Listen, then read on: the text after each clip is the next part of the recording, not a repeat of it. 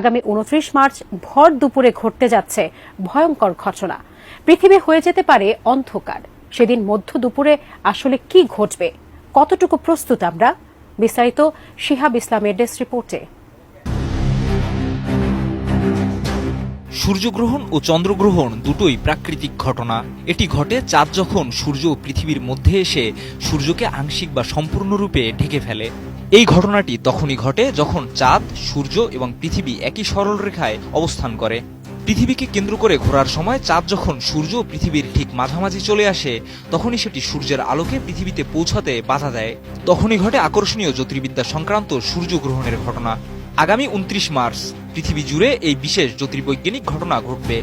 এদিন দুপুর ২টা ৫১ শুরু হবে একটি আংশিক সূর্যগ্রহণ, যে সময় পৃথিবীর কিছু অংশে নেমে আসবে অন্ধকার। সূর্যগ্রহণটি বাংলাদেশ সময় দুপুর ২টা ৫১ শুরু হয়ে সন্ধ্যা ৬টা ৪৪ পর্যন্ত স্থায়ী হবে। এটি একটি বলয়াকার সূর্যগ্রহণ, অর্থাৎ চাঁদ সূর্যের পুরো অংশ ঢেকে ফেলবে না, বরং সূর্যের চারপাশে একটি উজ্জ্বল বলয়ের মতো আভা তৈরি হবে।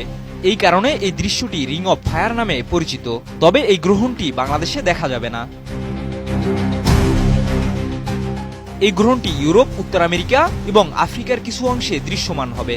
তবে বাংলাদেশ সহ দক্ষিণ এশিয়ার দেশগুলো থেকে এটি খালি চোখে দেখা যাবে না।